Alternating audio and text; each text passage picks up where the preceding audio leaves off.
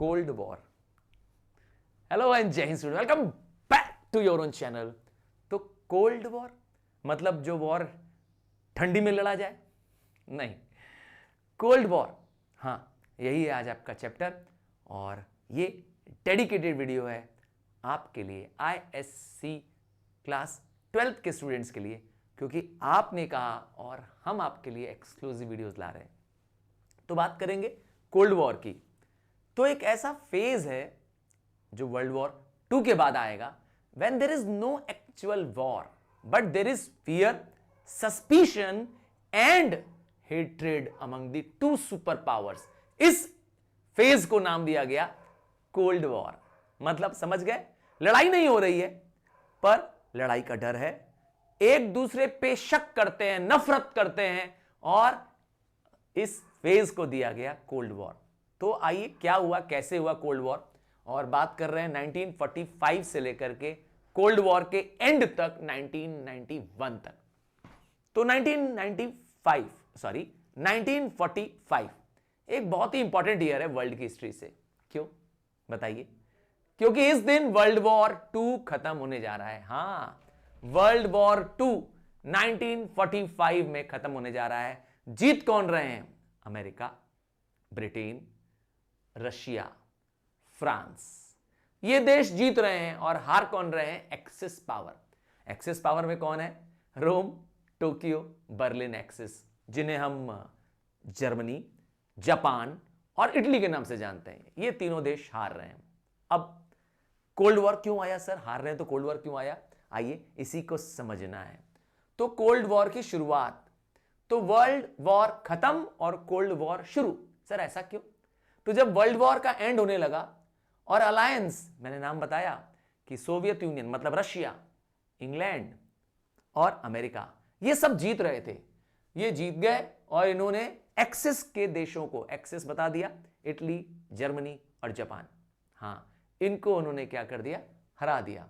और जीतने के बाद इन्होंने डिसाइड किया कि अब हम किस तरीके से, ध्यान से सुनिएगा, हम किस तरीके से नए वर्ल्ड को फॉर्म करेंगे, कैसे यूरोप का रिकंस्ट्रक्शन होगा। और इसी सोच पे दोनों के विचार नहीं मिल रहे थे। किसके? एक तरफ अमेरिका है और एक तरफ रशिया है, सोवियत यूनियन है। इन दोनों के बस विचार नहीं मिल रहे हैं, दोनों के आइडियोलॉजिकल डिफरेंसेस हैं। इसी की वजह से होने वाला है ये कोल्ड वॉर। तो डिफरेंस किसका है? मैंने कहा सोच का। दोनों की सोच अलग है। क्या आप पूछेंगे सर क्या सोच है? तो अब रशिया की सोच क्या है? रशिया, हां, सोवियत यूनियन, इसकी सोच क्या है कि पूरी दुनिया में कम्युनिज्म हो, पूरा दुनिया जो हो जाए वो कम्युनिस्ट हो जाए। दुनिया का हर देश क्या करे? अपने देश में गवर्नमेंट को सारा पावर दे दे, सारे प्रॉपर्टी, सारे रिसोर्सेज, सारे फील्ड, सारे फार्म्स, सब किसके हाथ में आ जाए? गवर्नमेंट के आ जाए। प्राइवेट प्रॉपर्टी का यूज या ओनरशिप खत्म।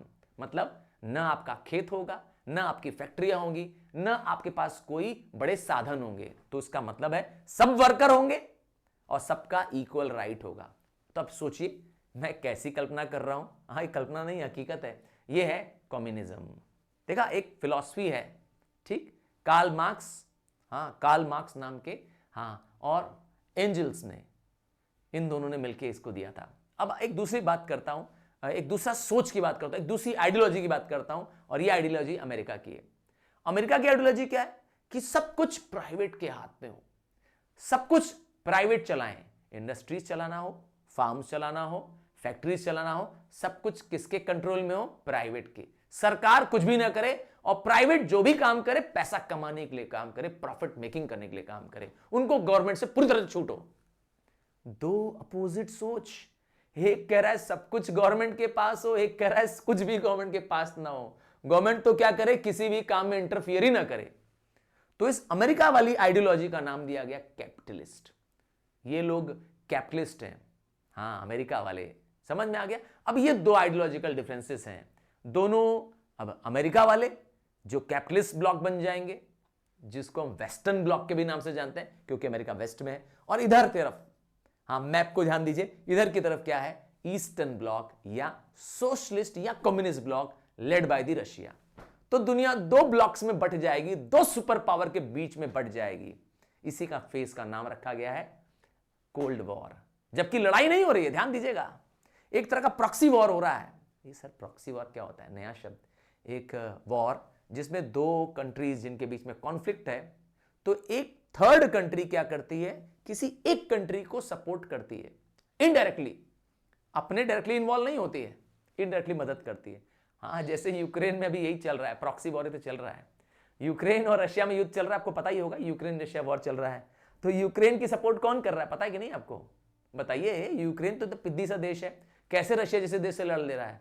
अरे अमेरिका सपोर्ट कर रहा है पीछे से, सारे हथियार अमेरिका दे रहा है यूक्रेन को, समझ में आया? तभी यूक्रेन जैसा पिद्दी सा देश रशिया से लड़ ले रहा है, तो प्रॉक्सी वॉर है।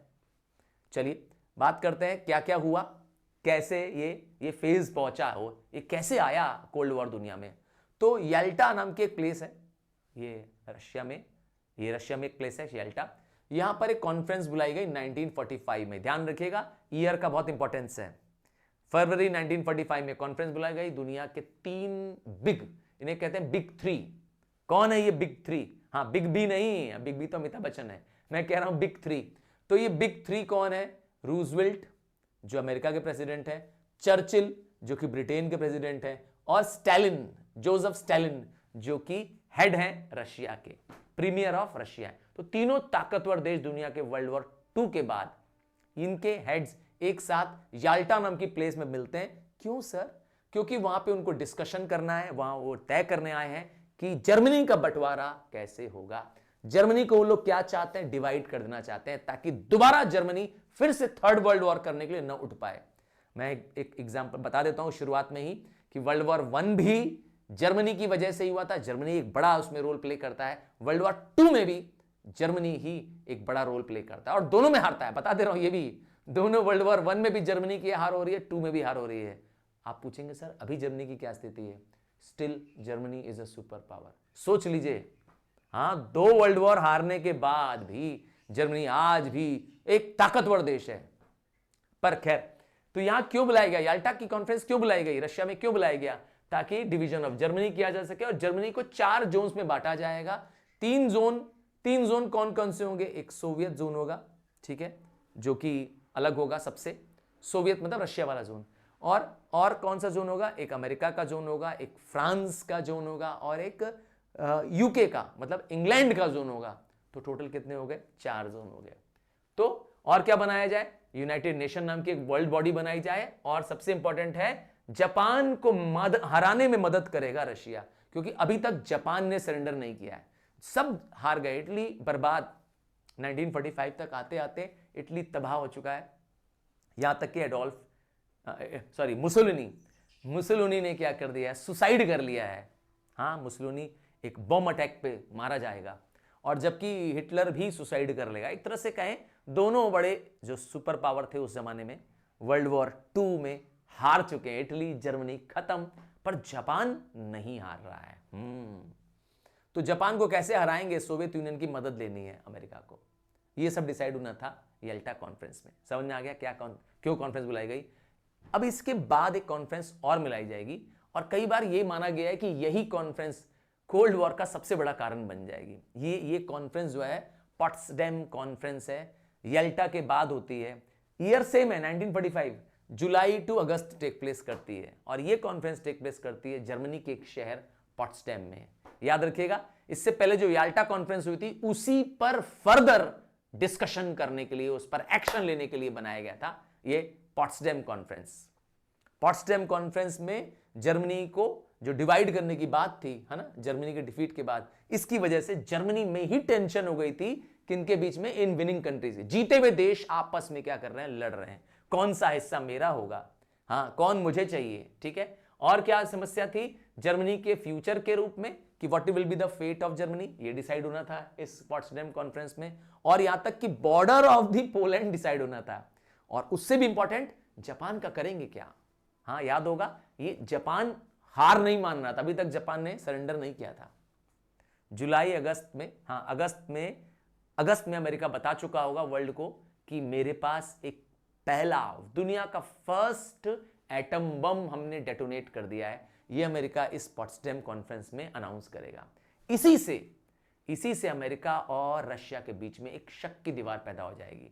शक इसलिए कि अमेरिका अपनी पावर को बहुत तेजी से इंक्रीज कर रहा है, मिलिटराइजेशन कर रहा है, आर्मामेंट इंक्रीज कर रहा है, और रशिया भी क्योंकि उससे नीचे नहीं रहना चाहता है, वो अपनी भी पावर को बढ़ाने लगता है। नतीजा, दोनों एक दूसरे को हराने के चक्कर में क्या कर जाते हैं, वर्ल्ड को एक नई समस्या में झोंक देते हैं, और उसका नाम है कोल्ड वॉर। ठीक है, तो ट्रूमैन नाम के अब अमेरिका में के प्रेसिडेंट है, प्रेसिडेंट एस ट्रूमैन। अब इनका भी एक योगदान है कोल्ड वॉर में। इन्होंने अपने एडमिनिस्ट्रेशन के दौरान क्या किया, रशिया से इनका संबंध खराब हो गया। रशिया की संबंध खराब करने में इनका एक बहुत बड़ा योगदान है। रशिया और ये दोनों, अमेरिका चाहते तो कोल्ड वॉर नहीं होता। तो ट्रूमैन ने क्या किया, ट्रूमैन ने डिक्लेयर किया, ये प्रेसिडेंट का नाम है, याद रखिएगा, नाम है ट्रूमैन डॉक्ट्राइन, 1947 में डिक्लेयर किया। तो ट्रूमैन जी ने क्या डिक्लेयर किया कि हम फाइनेंशियल मदद करेंगे उन देशों की जिनको पैसों की जरूरत है, उन देशों की जो बर्बाद हो गए हैं, उन देशों की जो कम्युनिस्ट टेक ओवर का डर है, जिसमें उनको लग रहा है कि कम्युनिस्ट कंट्री उन्हें टेक ओवर कर लेगी, कम्युनिस्ट मतलब रशिया, उनको हम मदद करेंगे। अब सोचिए, एक तरह से हम क्या कर रहे हैं, रशिया से पंगा ले रहे हैं, कह रहे हैं देखो तुम किसी पे हमला करने जाओगे, तुम किसी को टेक ओवर करोगे, उस देश को मैं मदद करूंगा, प्रॉक्सी वॉर करूंगा। हो गया ना प्रॉक्सी वॉर, और यही हो रहा था। और क्या हुआ, मार्शल्स प्लान बनाया गया, ये भी प्रेसिडेंट का नाम है अमेरिका के। मार्शल्स प्लान में 1948 में अमेरिका ने तय किया कि हम इकोनॉमिक एड देंगे, पैसे से मदद करेंगे, खास करके वेस्टर्न यूरोप की कंट्रियों को, जहां वर्ल्ड वॉर के बाद बहुत तबाही मची है, तो वो कंट्री को रिबिल्ड कर सकें। एक तरह से वो चाहते थे कि वहां पर कम्युनिज्म ना आ पाए और वहां पर डॉलर डिप्लोमेसी हो पाए, मतलब डॉलर का प्रचार हो जाए, वर्ल्ड डॉलर लेकर के कर्जे में रह जाए। तो इन जगहों पे वेस्टर्न यूरोप के कंट्रीज में, यूरोप के वेस्ट वाले हिस्से में जो अमेरिका के नजदीक है ना, वहां पे उन्होंने अपना कब्जा जमाना शुरू कर दिया। अब अगर अमेरिका कुछ स्टेप्स उठा रहा है अपने मेंबर्स को बढ़ाने के लिए, नए नए कंट्रीज में कैपिटलिज्म स्प्रेड करने के लिए, तो रशिया बैठेगा नहीं। अब रशिया भी तो बदमाशी करेगा, क्या कहते हैं, अब रशिया भी क्या करेगा, बदमाशी करेगा। वो भी क्या करेगा, वो भी अब क्या करेगा, कम्युनिज्म को स्प्रेड करने के लिए चाल चलेगा, जैसे है मोलोटोव प्लान। तो ये एक रशिया का इनिशिएटिव है, इसमें वो फाइनेंशियल मदद देंगे वेस्टर्न वालों को नहीं, ईस्टर्न यूरोपियन कंट्रीज को, क्योंकि ईस्ट रशिया के पास में, मैप में देखिएगा तो ईस्टर्न यूरोप रशिया के पास है और वेस्टर्न यूरोप किसके पास है, अमेरिका के पास है। तो वो लोग ईस्टर्न यूरोपियन कंट्रीज को मदद करना चाहते हैं ताकि मार्शल प्लान का काउंटर कर सकें, मार्शल प्लान के against. Marshall plan western Europeans को मदद कर रहा था फाइनेंशियली, कि पैसे लो, हमसे मदद लो, कोई दिक्कत है आओ हमसे मदद लो, हम तुम्हें मदद करेंगे, पैसे से मदद करेंगे, टेक्नोलॉजी से मदद करेंगे, और तो और मैं तुम्हें आर्म्स भी दूंगा, हथियार भी दूंगा। तुमको अगर किसी दूसरे देश से, खास करके हमारे दुश्मनों से डर है, तो हमसे हथियार लो। अब क्या होगा, देश प्रभावित होंगे ही होंगे, देश उनके अंडर में जाएंगे ही जाएंगे, और यही हो रहा था। तो एक तरह से जो सुपर पावर्स हैं, दोनों अपने अपने ब्लॉक की तरफ, दो ब्लॉक बता दिया था, एक कैपिटलिस्ट ब्लॉक अमेरिका वाला और एक सोशलिस्ट या कम्युनिस्ट ब्लॉक रशिया वाला, दोनों अपने अपने तरफ क्या कर रहे हैं, दुनिया के कंट्रीज को अट्रैक्ट कर रहे हैं। याद रखिएगा, हम इंडिया वाले बहुत लकी हैं, पता है कि नहीं क्या, हमने किसी भी पावर ब्लॉक को, किसी भी सुपर पावर को ज्वाइन नहीं किया, न हमने अमेरिका को ज्वाइन किया और न रशिया को। पाकिस्तान अमेरिका को ज्वाइन कर गया था, सही कह रहा हूं। इंडिया किसी भी पावर ब्लॉक को नहीं ज्वाइन किया था, क्योंकि हमने बनाया था नाम, हाँ नाम, non aligned movement. Nehru ji इसके one of the main founders थे, मतलब ज्वाइन मत करो, हम कोल्ड वॉर को बचाने वाले हैं, यस हम मतलब इंडिया, समझ गए। चलो, तो मोलोटोव प्लान, मैंने कहा मार्शल प्लान का ये काउंटर करने के लिए था। दूसरा रशिया ने क्या शुरू किया, कॉमकॉन। सर कॉमकॉन, हाँ Comecon is council for mutual economic assistance. फिर समझ में आ रहा है, ये एक इकोनॉमिक ऑर्गेनाइजेशन है, जैसे वर्ल्ड बैंक टाइप की होती है ना, वैसे ही इकोनॉमिक ऑर्गेनाइजेशन है, मदद करती है सोशलिस्ट कोऑपरेशन के लिए। जो देश सोशलिस्ट मदद लेना चाहते हैं, अर्थात जो कम्युनिज्म को फॉलो करने को तैयार है, उनको अगर पैसों की जरूरत होगी तो यह देश क्या, ये बॉडी है, एक तरह की बैंक है जो मदद करेगी। समझ में आया, नाम है कॉमकॉन।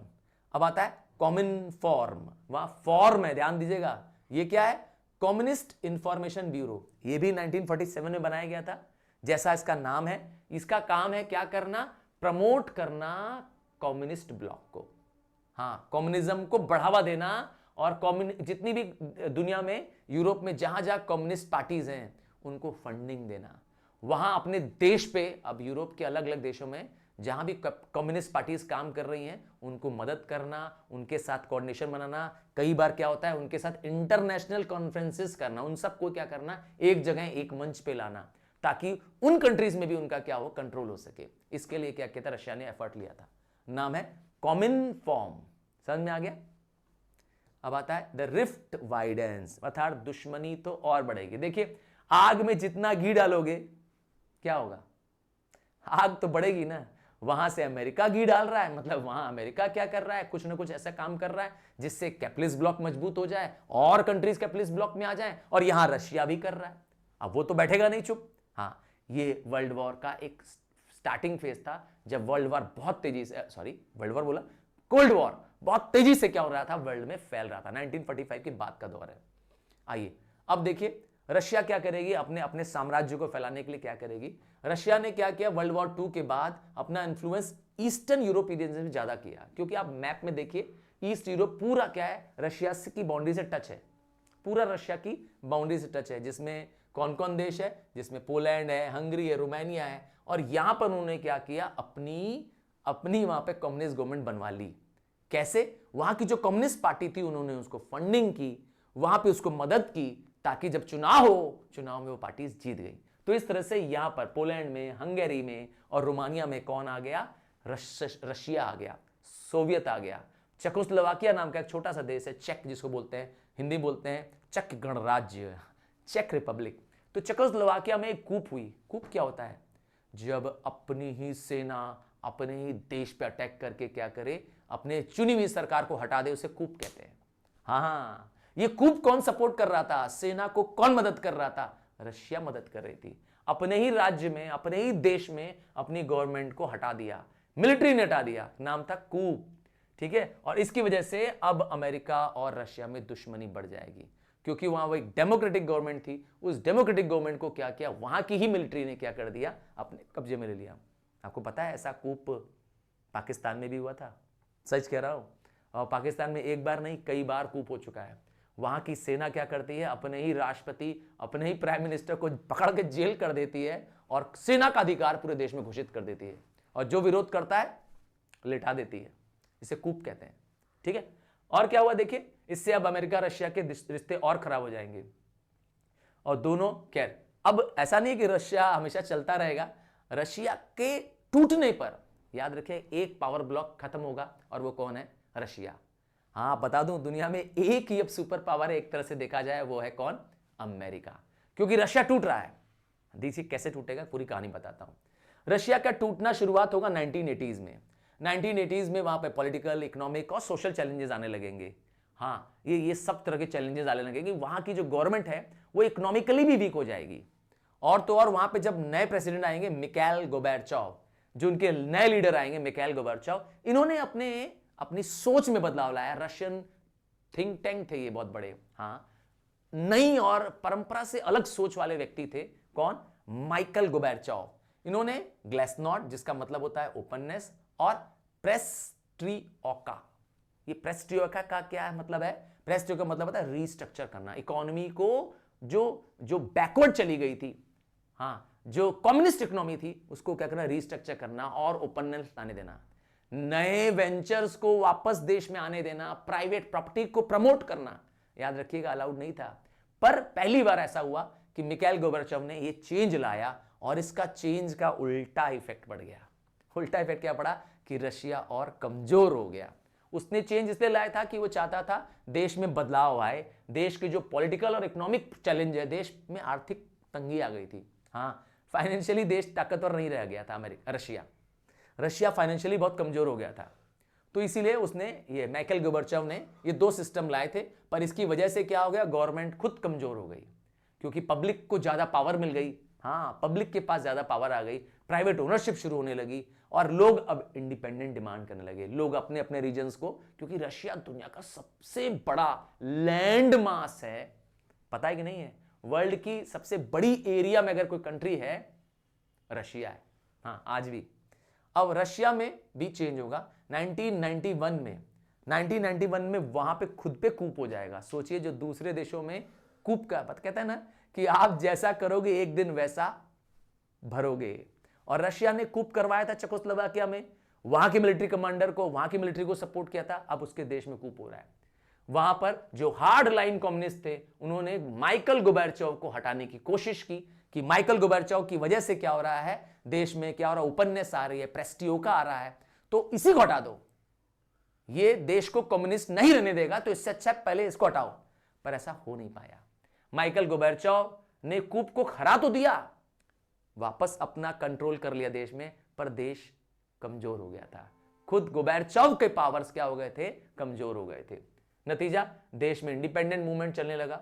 देश के अलग अलग हिस्सों में, रशिया बहुत बड़ी कंट्री है, देश के अलग अलग हिस्सों में लोग अपनी लिंग्विस्टिक कंट्रीज, अपने कल्चर डिफरेंसेस की वजह से रशिया से अलग होने लगे। आपने सुना है अजरबैजान, आर्मेनिया, अजबेनिया, हाँ मोल्टोवा नाम सुना? ये अलग अलग अलग अलग 15 इंडिपेंडेंट नेशंस रशिया से अलग हो जाएंगे रशिया के ब्रेक होने पर 1991 में।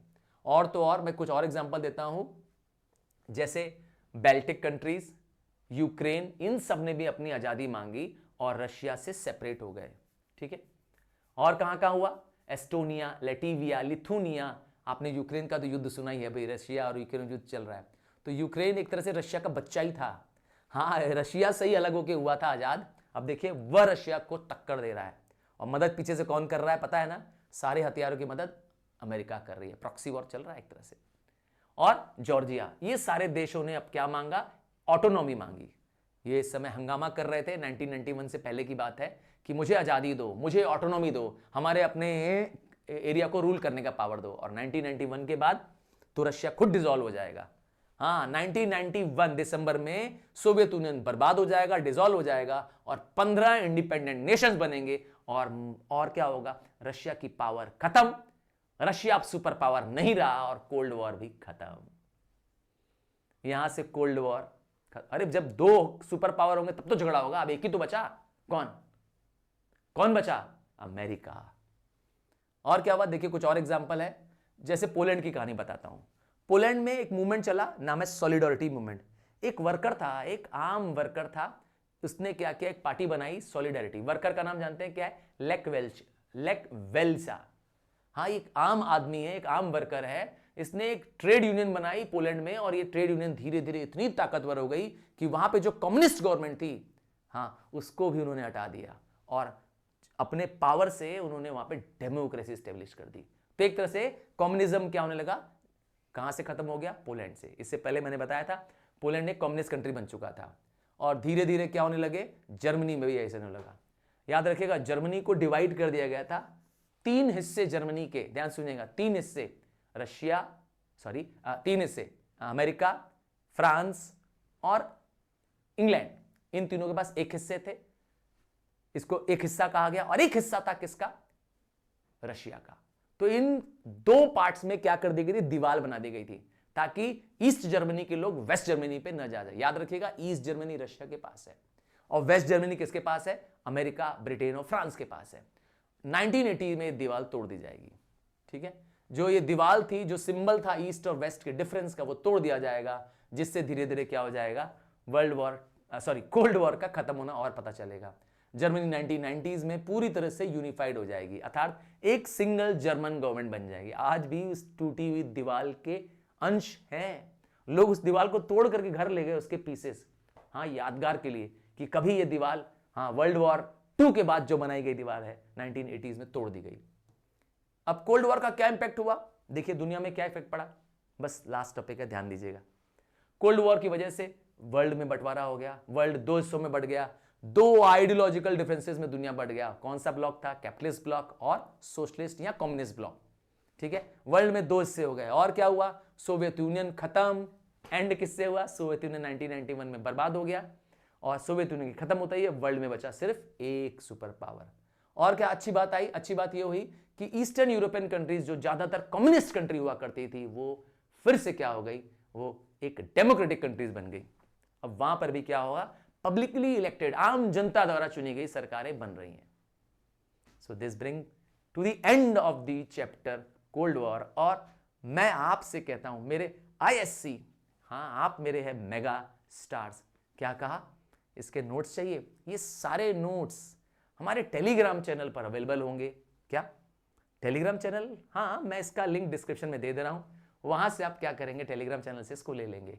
बट एक मदद मेरी प्लीज कर दीजिए कि सिर्फ और सिर्फ आपके लिए वीडियो बन रहा है, और आपकी मदद के बिना शायद और बनाना मुश्किल होगा। पर मुझे चाहिए आपका सपोर्ट और आपका ढेर सारा प्यार। बताइए नेक्स्ट चैप्टर क्या हो? क्या नेक्स्ट चैप्टर? हाँ, वेट करूंगा और आपके वेट के बाद ही आगे बनाऊंगा। Bye, take care, God bless you.